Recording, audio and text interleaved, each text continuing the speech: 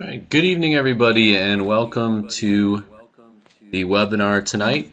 This is Pennsylvania AFERD's third webinar of hopefully many to come, and it's the third of four in our FIZIKA Pennsylvania AFERD Partnership webinar series. We're glad that you're with us tonight, and this is quite a special occasion that we're very excited about tonight because this is the first one that we actually sold out. So I actually had 17 extra requests today to get on, and we're able to honor a couple of those. So welcome tonight, and hope you enjoy Stephanie when she gets on. She's wonderful, and she's going to enlighten you a lot about how she's using a lot of the brain research that you've seen with Dr. John Rady and Paul Zintarski from Naperville, Illinois, and all the wonderful things they're doing in the fields of health and physical education. Before we turn it over to Stephanie, I do have a couple of announcements that I'd like to let you know about. Right now, next weekend, the Pennsylvania AFERD Board is meeting down in Valley Forge to organize next year's convention, which will be at Valley Forge in November, the weekend before Thanksgiving. So hopefully you have that on your calendars and are marking that down for future dates. If you do have any suggestions, comments, issues, the board represents you, the membership, so certainly do get in touch with any board member that you're comfortable. My email is out there with all of the webinar stuff, so you could email me and I'll make sure it gets to the right people if you have suggestions, comments, or concerns regarding convention and the planning next weekend. That's going on next weekend. Dr. Dave Lorenzi, our 2013 president, is running an adapted physical education convention down at Westchester University in June. This one is a very inexpensive workshop. I can't remember for sure. I believe it's $50. It might be less than that for registration. Fantastic opportunity to get down there and become more enlightened in the fields of adapted physical education. And there's information on the website about that coming soon, and registrations will be open very soon for that as well. So that's coming up. We do have on May 8th our fourth of four FIZIKA workshops on our webinar series, and that one is the action-based learning with Jean Blades-Madigan and Cindy Hess. Martha will talk a little bit more to that here in just a few minutes. But again, I wanted to welcome everybody tonight, and also one more thing before I turn it over to Martha. We're going to have a member and a non-member survey going out about convention and just how we do convention here coming up soon. So if you do receive that in the mail and you have some colleagues that maybe aren't in the loop on our email list, please feel free to forward that, because we would like to get some input as we go forward and develop our strategic plan going forward for Pennsylvania AFERD. So once again, thank you very much for joining us tonight. I'm going to go off the air. I'll be monitoring and moderating. But I'm going to turn it over to Martha Harris of FIZIKA to say a few words before we introduce Stephanie. Martha? Thank you very much, Todd. It's a pleasure to be with you, and thank you, Stephanie, for taking time to share the great work that you're doing at Boyertown. Probably many of us on this call tonight have had the pleasure of coming to one of your conferences during the summer at Boyertown High School. So clearly you've made great efforts to connect movement to learning, and we're all looking forward to hearing more about you, what you've done. This is, as Todd mentioned, the third of four. The next one coming up will feature Cindy Hess, another very well-known physical education teacher formerly with the Ephrata School District. We're delighted by the partnership with PS AFERD and look forward to continuing to work together on webinars in the future. You'll be getting an online survey at the end of this webinar, and it would be helpful to give us some ideas of other topics that you'd like to see covered that will help further our collective understanding of how physical education can become the essential academic discipline. That's our objective, and I know that's PS AFERD's as well. So with no further ado, let's hear from Stephanie. Thank you, Martha, and I just want to make sure you can hear me. Yes. Am I echoing? I hear I'm echoing in my. Am I echoing? Just a little bit, Stephanie. But I think if you check your volume down.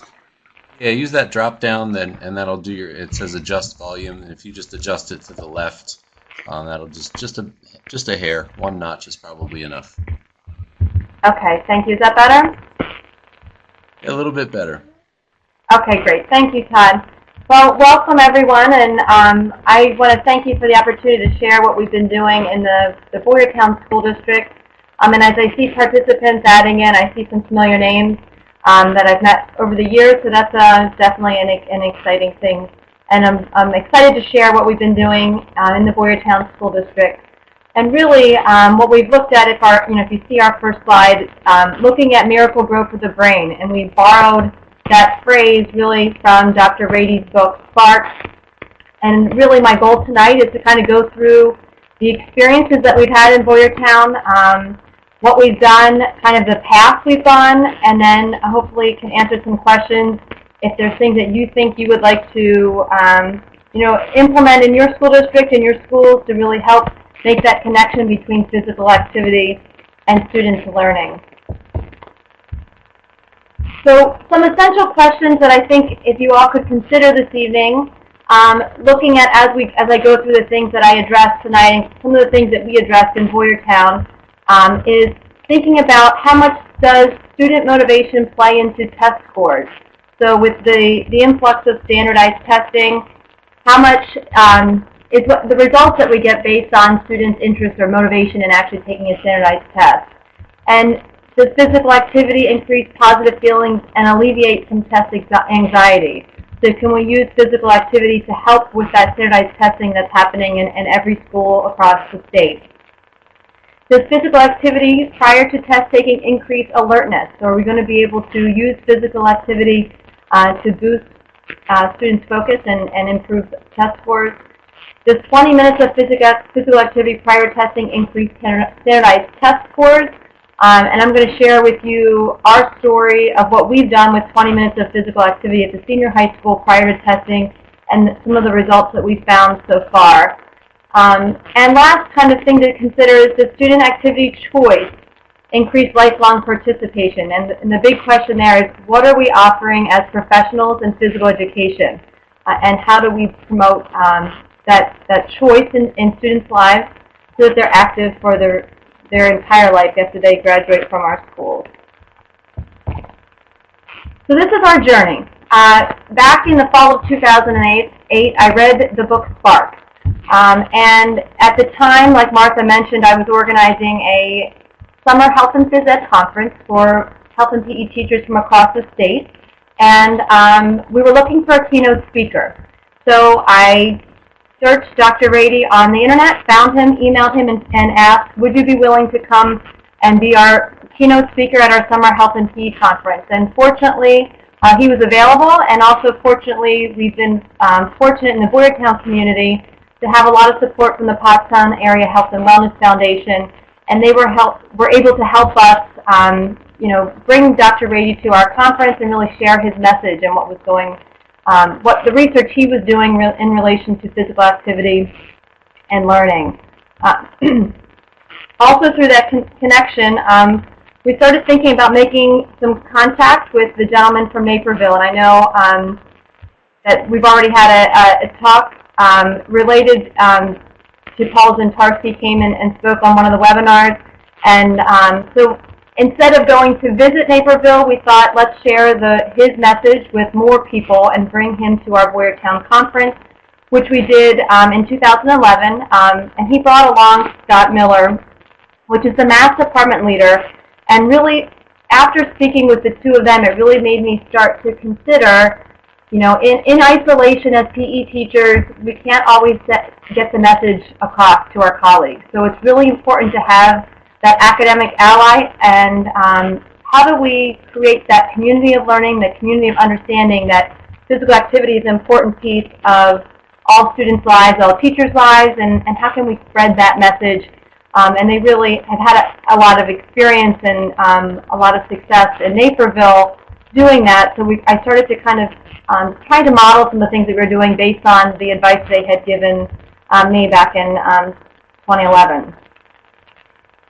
In the summer, in August of that same summer, we had the opportunity as a Boyertown Senior High team to attend a Sparking Life Institute that was sponsored through Dr. Rady's research team. And that connection kind of really stemmed from our involvement with him as our keynote speaker. He had followed up with us to find out what we were doing, how we were using his research, and there was a school in Massachusetts that formed a Sparking Life Institute. And really the goal of this institute was to have teachers come together and develop an action plan and really look at what is specific to your school, what is it that you want to achieve, what do you want to accomplish, and what's the plan that you're going to develop so that you can make some things happen. So that was, we took a team of 6 teachers, and 2 of them were physical education teachers.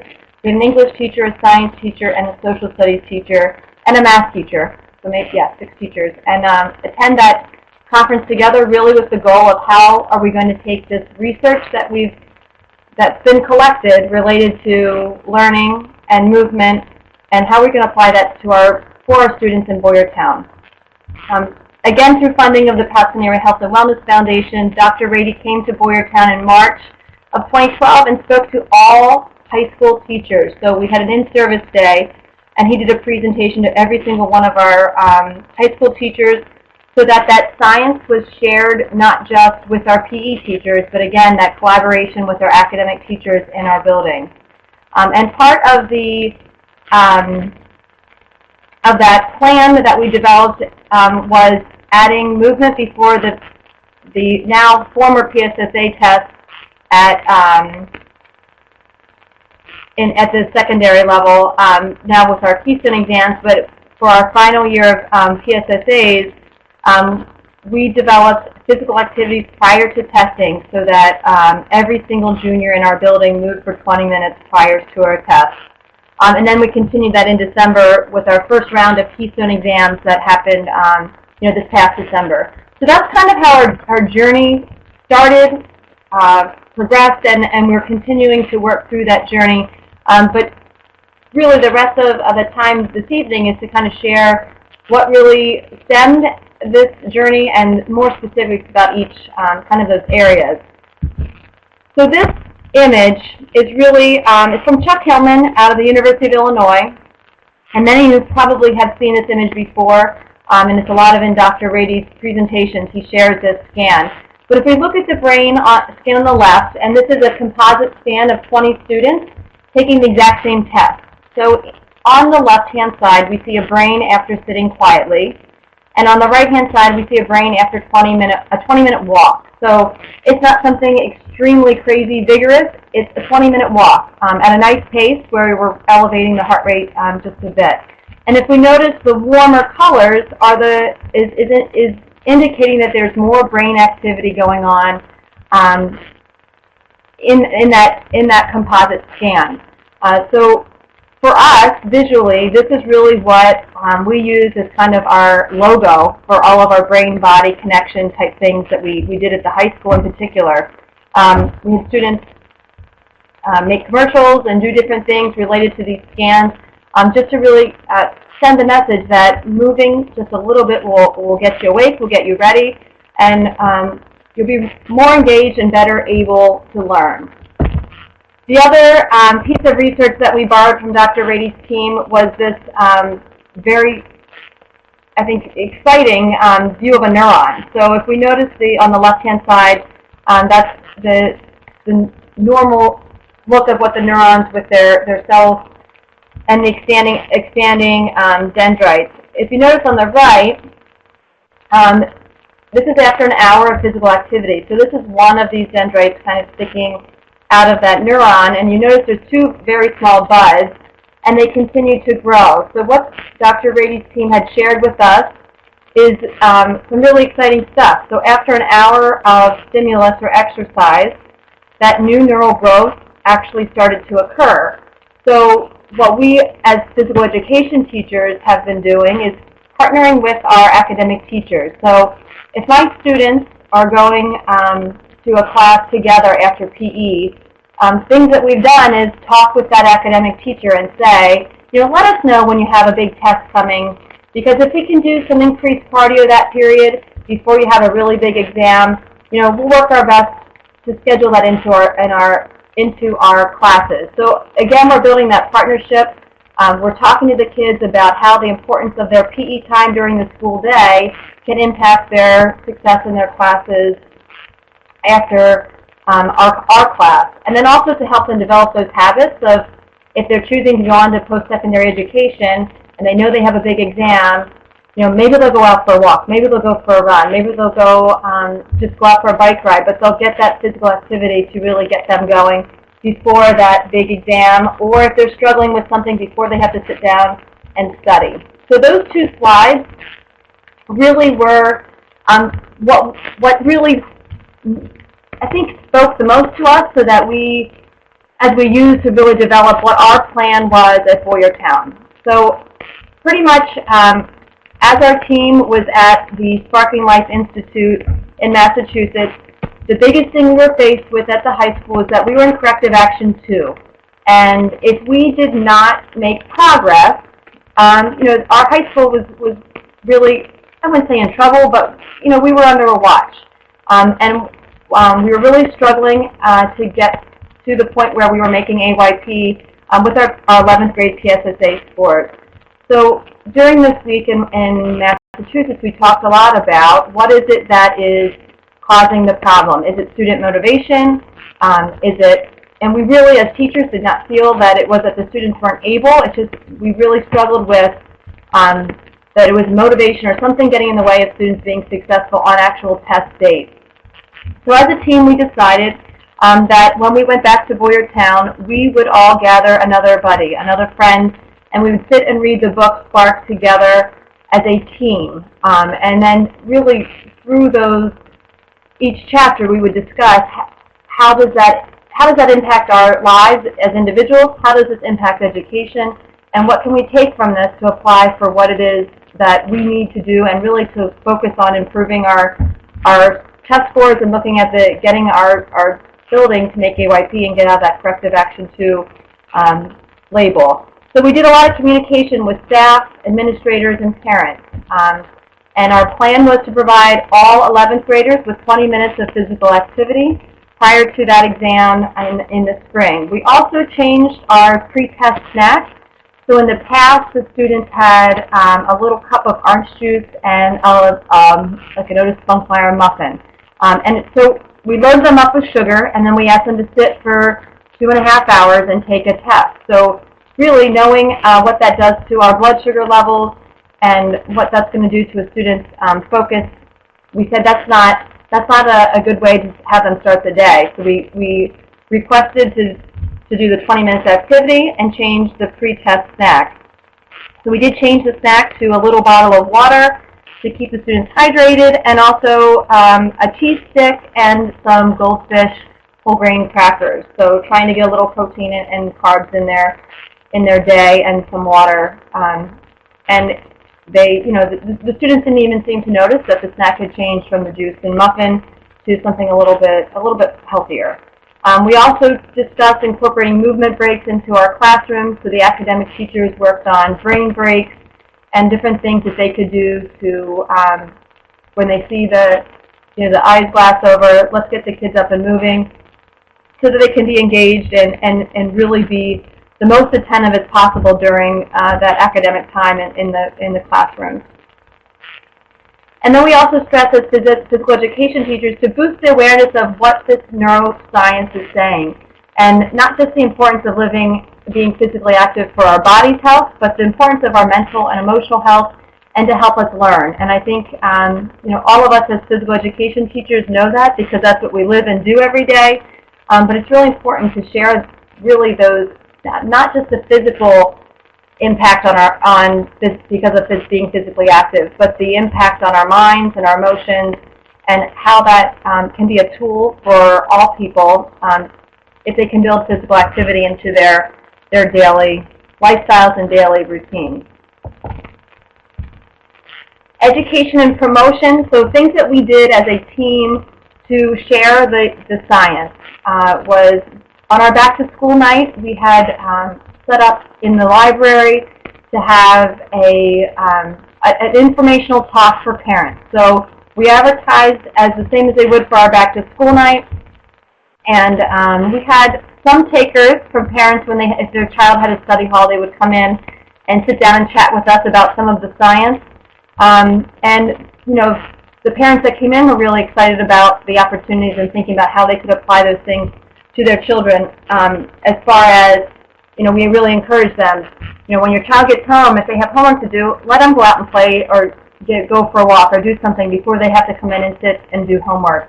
Encourage your child to have a healthy breakfast, lunch, and dinner. Encourage your child to get a good night's sleep so that they can do their best when they come into school and see us. We also had our TV news crew create commercials around the science and also just some catchy phrases, and it really was funny to see, as throughout the year as those commercials aired, the students kind of catching in on and referring to the need for them to be active before any kind of like educational experience. So it was pretty cool to watch that kind of spark on. We also purchased some copies of the book Spark and put them in our library, so that was a resource for our students and our community. Our library is open to community members at certain points throughout the week. So we offered that as a resource for people to have access to the book, which was really what was pushing and driving a lot of the change that we were doing as far as making that heightened awareness of the importance of physical activity. So on our pre-test day, there were some things that we thought as a team that were really, really important. We knew based on Dr. Rady's work that student choice was critical. So if we made every single child go outside and walk around the track, that would be great. But the research has shown that if there is forced physical activity, you're not going to have the benefits that, that you would if it's activity by choice. So we varied activities, and we had activities from hacky sack and juggling to Foursquare to recess games to basketball, volleyball. Our fitness center was open. We had students walking. We had different dance workouts. We had a yoga class. So pretty much their options were really vast and very diverse, so that our hope was to meet the needs of all students. Because of that, we needed to be really creative in the use of space. So we used hallways, we used lobbies, we used gyms, we used classrooms, and we were fortunate to have some beautiful weather, so we did get to take students outside to walk on the track. And the question you may be asking was, how do you do that with just one class? So how did we manage to have every single junior moving and using all those spaces, and then still have, we have a 10 through 12 building, so what do we do with our 10th graders and our seniors? On what happened during this particular testing week, it happened to be our senior trip, so our seniors were pretty much out of the building, and our 10th graders, we have a career portfolio assignment for their graduation project, and we did an extended homeroom time for them relating to their graduation project, so that they were engaged in activity in their homerooms and were not in the areas where we needed students to be moving and being creative with our space. Another thing with our healthy snack is that was also an activity that we gave as an option for students, was they could be the snack deliverers. We have a fairly large high school, so for them to deliver snacks all over the building to all of the activities really did turn out to be a little bit of a workout for them. So for students who really, we found students that were a little more introverted and didn't necessarily feel comfortable going to an activity space, this is really a great option for them. So that was our first initial trial run of let's add activity to our testing days. And this is what some of our findings. So most importantly, we made AYP. So we were very, very excited that the students responded well, and the things that I think were really, really cool and really making a big impact was the climate of the building on testing days. There were students smiling, laughing. When the time came for students to head to testing, there were so many staff members out in the hall. It was almost like they were headed off to a state championship game. Teachers cheering them on, staff members cheering them on, saying, all right, here's test day, let's go. You can do this, and you're ready to go. So based on surveys, we did find that, there was a significant amount of students that felt less anxious, felt increased alertness and focus. more than half said they would choose to move before other standardized tests, and they also really thought that it should be offered again in the future. The staff had a really great response also. So staff volunteers that helped with activity, really enjoyed the time with the students, saw the difference in their attitudes and perception of test day, and really there was an overwhelming feeling that this is something that we should be doing at all standardized testing. We didn't have every single student didn't complete the survey, but we did do a sampling with all of our homerooms and juniors. The one thing that we did as a result of this is that our administration asked if we would plan movement again for our December Keystone exams. So because we didn't have any trip planned and we still had to deal with our other 2 grade levels that are in our high school building, we created a modified schedule. So students in 11th grade reported to school on time. Students in 10th and 12th grade reported to school about a half an hour later. So we did not change our busing schedule, but what we did do is if they could provide their own ride and they had documentation of that on a form that we provided, they were allowed to come into school late if they weren't a junior that was testing for the Keystone exams. And we had similar results. When I spoke with our building principal after our Keystone exams in December, and his comment was the attendance on standardized testing dates was at an all-time high. And we just got those results back, and we're really pleased at how our students scored on those Keystones, which is kind of an unknown at this point. And we're in the midst of planning for our May Keystone exams for 10th grade and any retakes. And again, we're changing that schedule so that we can build in that activity to start the students' day.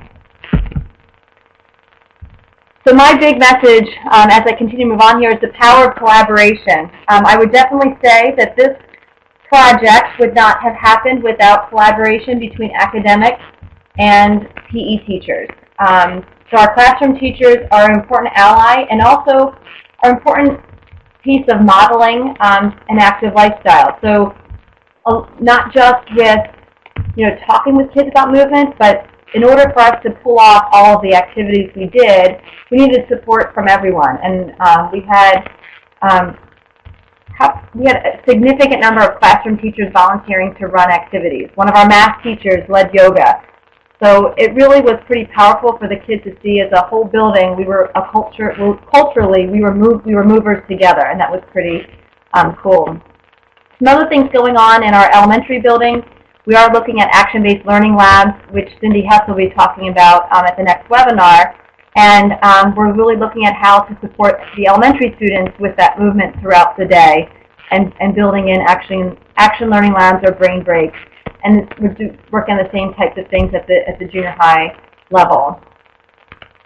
As my role in Boyertown for the past 7 years, I've been the lead teacher for health and PE. And like Martha mentioned earlier, we've organized a professional development day for health and PE teachers.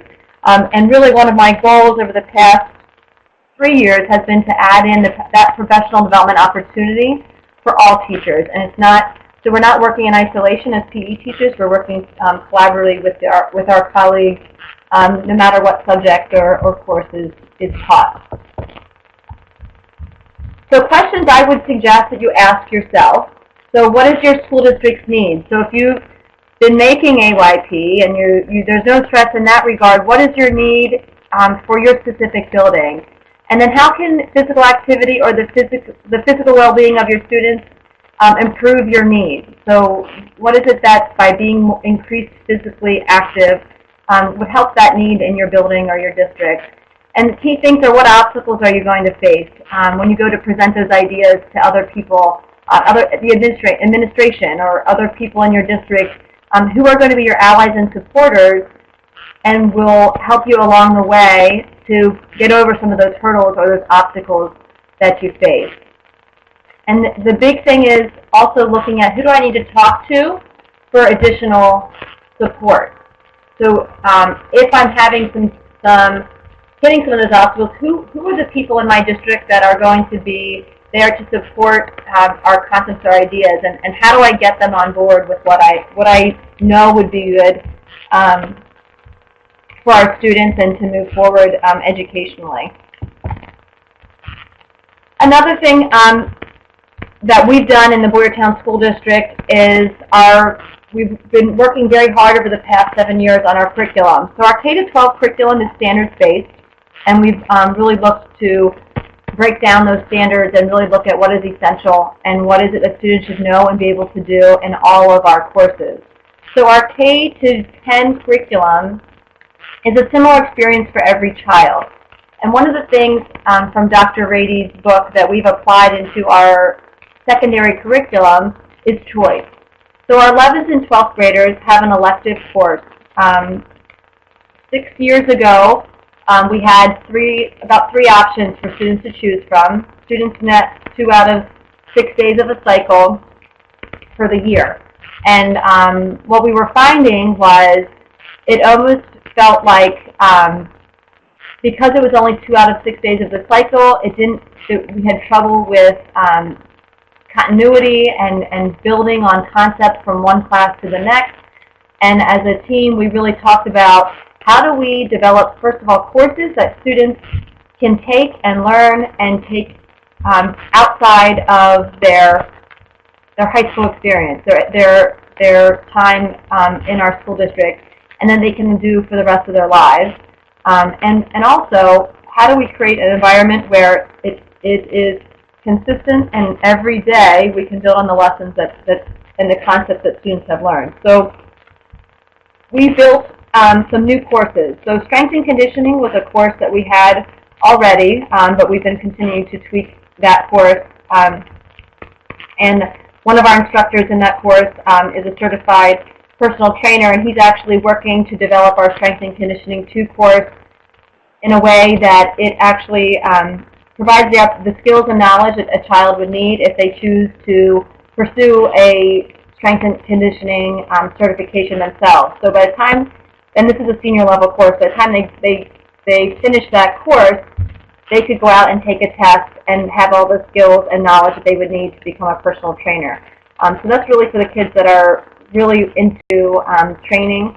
In the past, sometimes that course had been offered just to athletes, and that's no longer the case. So it's open to every student that's interested in really looking specifically at some fitness concepts and training and developing those skills. And our personal fitness class is a more individual class that is developed for students that are not interested in being competitive but would like to find tools to maintain and live an active life.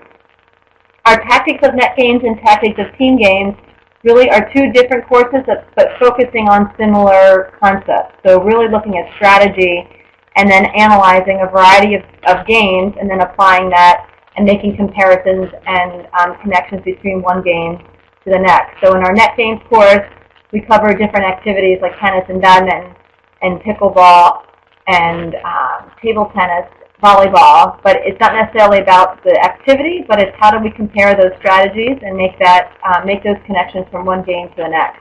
And similarly with team games, but now we're looking at some of the traditional team games that are offered. We've also added an outdoor education course for students that are interested in being in the outdoors and hiking, backpacking. We have one of my colleagues is very resourceful and found an online auction where we actually purchased 30 pairs of cross-country skis for a very, very reasonable price. So we're just waiting for the snow. This winter and last winter have not been too great for us as far as cross-country skiing goes, but the students have had a chance to get the skis on and look at something that they could do in the winter time to stay active and moving.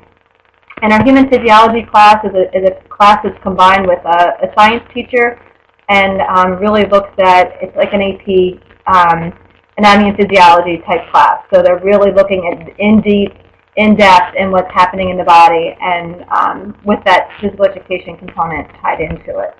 So these changes with our curriculum really have been a big part of helping students make good choices and having the skills and the knowledge so that they can leave high school with something that they will do for the rest of our lives. And that's really what our goal has been with our curriculum, and as we've made changes and we continue to tweak what's best for our students. The other thing I wanted to address, for those of you who have attended our Health and Phys Ed conference in the past, we're kind of tweaking it and we've given it a facelift. So with this, and one of the reasons for that is that I have found that it was very powerful to be at an institute with colleagues to develop an action plan and to really look to how do I move forward in my particular case, in my building, in my school, really with a focus on what are my needs. And once we had that team collaborative approach, it really made the impact was very different, because it wasn't just one person saying we need to do this. It was a group of people working together. So I've been working with the Pottstown Area Health and Wellness Foundation, and what we've done is we are working to develop our own institute. And the dates are a little later than we typically run our Health and Phys Ed conference. But if this is something that you think you're interested in looking at and developing with your colleagues, we're encouraging teams to attend from the same building. And the goal of it is to have breakout sessions to analyze some of the science in more depth.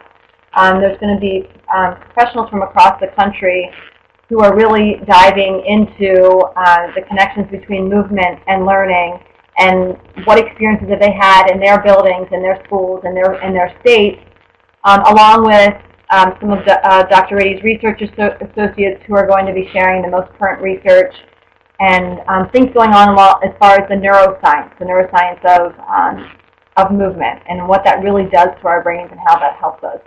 So if that's something you're interested in getting more information about, you can contact Anna Brendel at the Pottstown Area Health and Wellness Foundation. I've included her email here, or you could certainly always contact me. But we're really looking to how we can expand and support each other and look for those allies in our schools and in our field and outside of our field. So now it's question time, and I feel like I've been talking very quickly. So if there's something that has popped into your head that you think you want more clarification, or there's additional questions, you could, type them into the chat, and I will do my best to answer them so that everyone can hear the response. Actually, Stephanie, what I could do for you is put up the question and answer. I'll put up the question and answer for the participants, and then they can type it in, and we can pull them. I can hopefully pull them up that way if I do this right. So. Okay, and I'm going to go back a slide because that was Anna asking about Anna's address.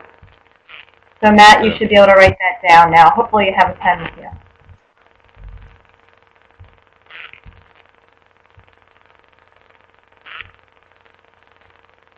So folks, then if you look up in the upper right-hand corner, there's a question and answer box up there. So if you type your questions into that, we'll be able to get them to Stephanie. I can click them up over to Stephanie, and she can get whatever you need answered.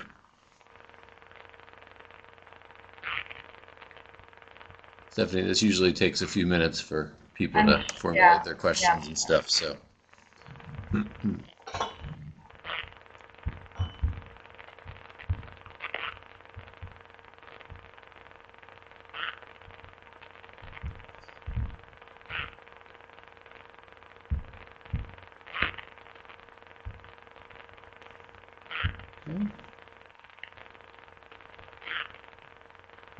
All right. So Linda, you're asking, did you have any grants or extra funding to set up your program? Good question. So, like I said, we've had a lot of support from the Pottstown Area Health and Wellness Foundation. But what I would say is that a lot of these things, once you understand the science and you have colleagues understanding the science and you're working together, you really can tap into the resources that you have in your building. And granted, we had some support to bring the speakers in to have that message shared with everyone at our high school. But at the same point, the activities that we ran on our PSSA testing days didn't require any additional funding. It required teachers to go out on a limb and try something different and hope that it worked and help support our students. So I think with that team approach, you don't really need a lot of extra money because you don't need stuff. You just need support. All right, so. All right.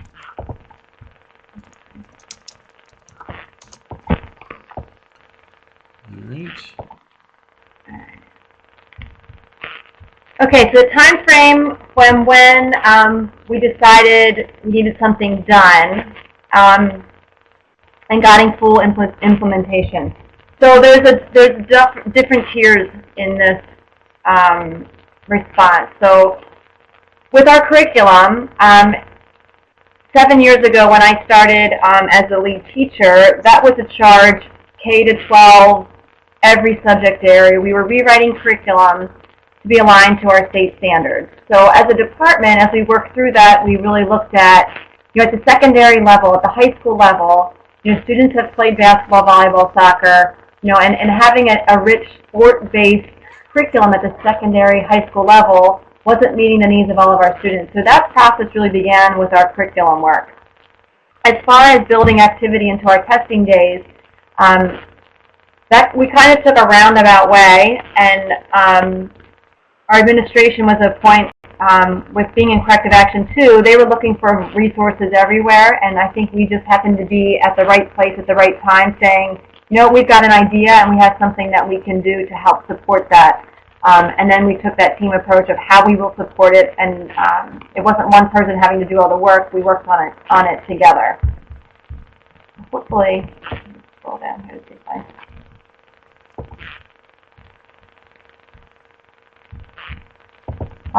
Marcy, good question. Is there a fee for the Institute and who paid for the snack? Yes, the Institute, we are working on the final budget numbers for the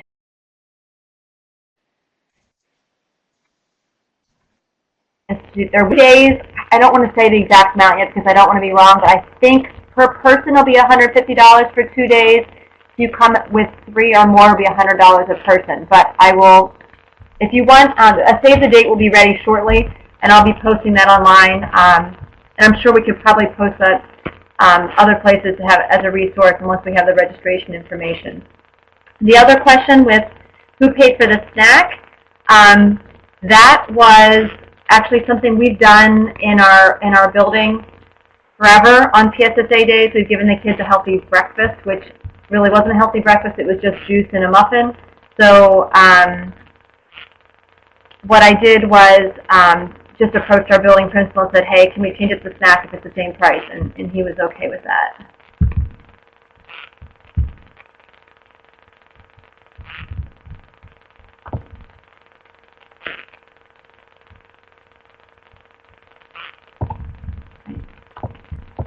Okay, never mind.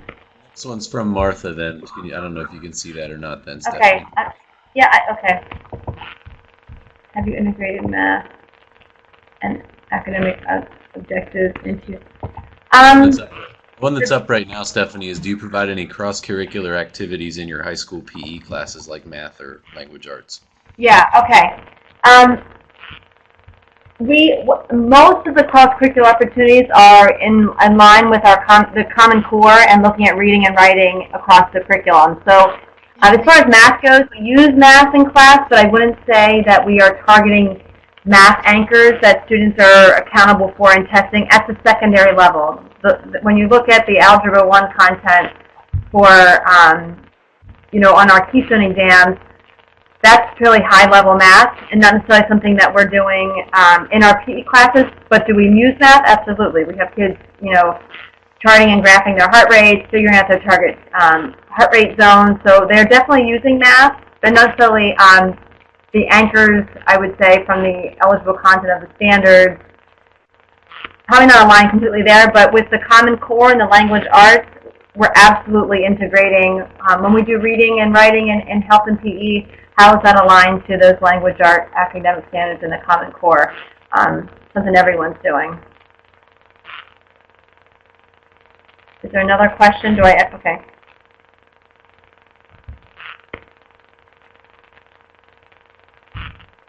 Todd, do I just pick one? How do you go about? Okay. How do you go about evolving older teachers into the new PE? Excellent question. And that's not an easy task. But what I would say is that it's baby steps. You know, so it's trying something new in your classes and seeing how kids react, and then going one day at a time, one unit at a time, one activity at a time. You know, and sometimes it's a waiting game, but I think when you start to make positive change in what you're offering in PE, you see a lot of change in kids. You see behavior problems go down. You know, you see kids that you wouldn't expect to be really excited to come to PE come down and are excited for PE. So I think it's just taking it really one step at a time and being, it's really showing by example, but not knowing your particular situation. I don't know if it's how to answer that the best.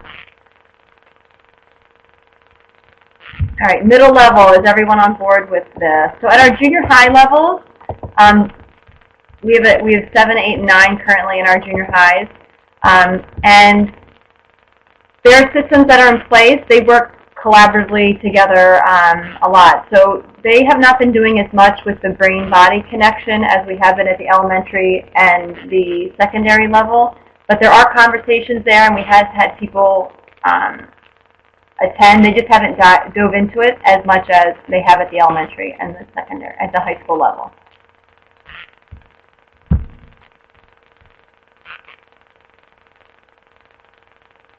We did not collect any data for students who took the PSA, TASA test. And if you're referring to students that require accommodations for standardized testing, like as far as our students who require an alternative testing location, their data was just mixed in with everyone else's data. So we didn't aggregate that and pull that information out. But that particular population, we've been working very closely with improving their scores, and their scores went up as well as our regular ed population. And this movement opportunity was provided for every single student in the building. So, you know, some of our students that took the PASA test, you know, had that opportunity to move also. Any other questions?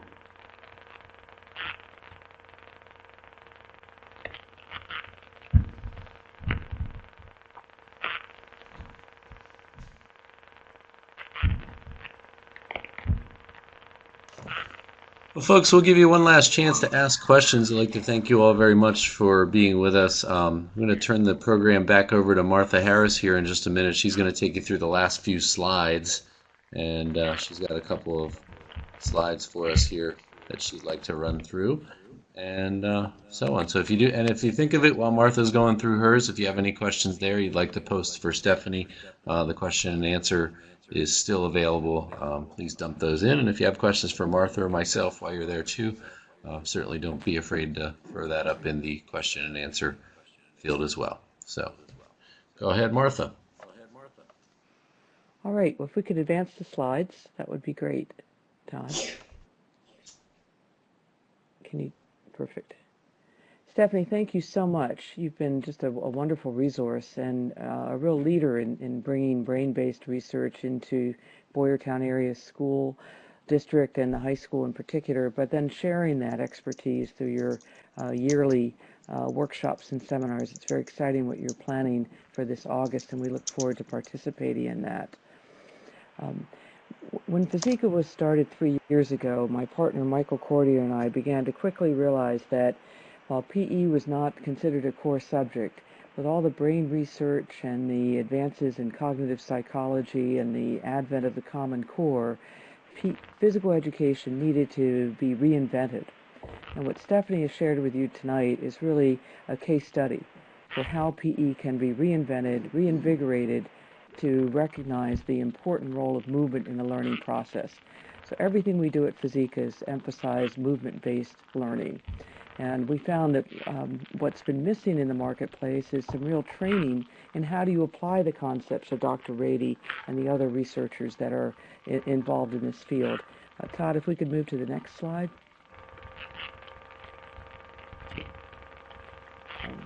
Thank you. And we've created a series of workshop capability where we can come and do a half-day or one-day workshop. We brought this program to the School District of Lancaster. I was able to meet with their 30 PE teachers. And much like Stephanie laid out, we organized the morning to emphasize the brain science and the important role of movement to learning and how it impacts the brain and the neural pathways that affect memory and attention. And then we spent the afternoon working directly with teams from each of the schools to create action plans so they could go back and start an intervention the next day at whatever level, whatever need they began to identify. So it's really about you all as PE professionals becoming the essential change agent in your school. And we want to support you in any way we can. There's a limit to how much time you can provide for on-site workshops. So we've been delighted to partner with Harrisburg University. Andy Petrosky, the Dean of Learning Technologies, is working collaboratively with FIZIKA on a new non-credit online course that will debut this June to help train and certify active learning specialists. Todd, did we lose the slide? I don't know what happened. Todd? That one? Yeah, I'm right here. This one? Yep, there you go. Perfect. This will be an online course that's designed for educators, physical educators, and others. So the multidiscipline approach that Stephanie talked about is really key. As we've studied best practice examples around the country, from Naperville to Charleston, South Carolina, Paul Zintarski touched on this in our January webinar. The key is getting that academic involvement, the support of your principal, and collaboration with your colleagues. If a math teacher can lead a yoga session, you can teach math. So that's part of what you'll learn how to do through the Active Learning Specialist Certification course. We'll start registration for that course in April. If you're interested in participating, we would encourage you to send an email to the address that's on your screen, activelearning@harrisburgu.edu, and we'll be sure and send you updates as the material starts coming together. But the curriculum is really based on the research, the cognitive psychology, and best practices. And it also involves a concept that's new to this country, but it's been very successful in the United Kingdom, Australia, and Canada, and that's the concept of physical literacy. If you're part of any of the NASB Future of PE forums, you've heard that physical literacy is becoming the core objective of the new national PE standards. And Canada provides many meaningful examples of how physical literacy can reinforce and be supported by a quality physical education program. So we spend quite a bit of time in our curriculum helping all educators understand the importance of physical literacy, which really changes the perception of physical education to be that academic subject, where movement and literacy instruction reinforce the academic subjects and vice versa. So we encourage you to send us an email if you're interested in participating in that course. And the final slide, Todd, is just a reminder about our next webinar, which we're delighted that Cindy Hess will be joining us. Her work has been very well received throughout Pennsylvania and around the country in partnership with Jean Blade, so we're excited to hear her talk about the important role of action-based learning, particularly in the elementary schools, but now they're also advancing into the middle and high schools with their brain-based gymnasium structures and other curriculum. So we're delighted to have you with us, and our website is fizikagroup.com. Send us any ideas you have about active learning or ideas for future seminars that we could do in partnership with PSAFERD. We value this partnership, and we especially appreciate the opportunity to work in collaboration with best practice PE teachers like yourselves. So with that, I think it's time to sign off and say thanks for participating. Well, before you go, everyone, there were a few more questions posted to the question portal, so I will post those. Stephanie has agreed to stay on and answer any more terrific. Thank you questions again, that you have. Stephanie. It was a wonderful presentation. And I do have one for Martha as well. So why don't we start while Martha's still on? Why don't we start with Martha's question? I'll post that up quick. You ready, Martha? Will do. There it I is. can't see the question yet. So. Okay, the question is, how long Oh, is the how long is FIZIKA the online FIZIKA? course? It's designed to be 9 modules. To be candid, we're still mapping out the content, and we're meeting weekly with Andy and his team. We'll be able to get that information to you, but the goal would be that you could take it within a 9-week period. It will be self-paced instruction, though, so if you can take it in a shorter period of time, terrific. But it's a very structured class that will not only give you enough of the brain science so that you can be knowledgeable and able to share that with other colleagues in your school or department. Will also give you some training in how to build an active learning team, how to create an active learning plan that's informed by your school's improvement plan, or perhaps even the new teacher evaluation methodology that's coming about that Pennsylvania is beginning to implement. So it's a rich, a robust program, but the goal is that you leave with enough confidence and tools and capability to build an active learning intervention in your school. Thank you, Martha. Next one for Stephanie from Brenna Hanrahan. Okay, so Brenna, I see that you're asking about assessment procedures, and what we have done is in all of our courses, we are working to develop common assessments focusing on what students should know and be able to do based on the standards that are established by the Pennsylvania Department of Ed, and also what our units and activities are. So as far as, like, we do give students a daily grade for participation because in order to demonstrate some of those skills and knowledge, you need to move. So we do have, common assessments for all of our courses that students are showing throughout the course, what they know, what they've been able to do. And I'm more than happy to share examples. I can't really do it over the webinar right now, but if you wanted to email me, I'd be more than happy to share some of that with you. And then I see Carrie Hunter is asking about the curriculum available on the web. We don't have all of our curriculum on the web, and part of the reason for that is we view curriculum in the Boyertown School District as a revolving door, so it's constantly changing. I'd be more than happy to share examples if you have specific questions about a course or grade level things that we're doing. I'd be more than happy to share some of that with you and answer those questions. If you wanted to email me, that would be great. And I'm not sure if I had my email address on. I can put that in the chat right now if anyone needs to contact me. That's my email address. It's pretty simple, fpetri@boyertownasd.org. And you can also find me on the high school webpage. My website on the webpage does have some examples of things that we do as far as assessment and unit plans for 10th grade PE. So I hope that answered all of your questions. Well, thank you very much, Stephanie. I really appreciate your time and energy into this fantastic presentation tonight. Really enjoyed having you. To kind of go along with the Common Core, I did find out tonight that there is a group from Pennsylvania that's going out to meet with a gentleman from Ohio about how Ohio had physical education added into the Common Core, and they're going to bring back some of that information for possibly a future webinar as well. And that happened actually while Stephanie was on, so I just found that out, and we'll be looking forward to that as well, as I'm sure many of you will too.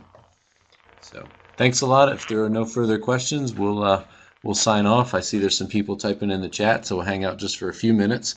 And like I said, if there's any other questions, you have our email addresses, Stephanie's email, mine, Martha's, and get in touch with any of us. We'll be happy to get with you any way we can.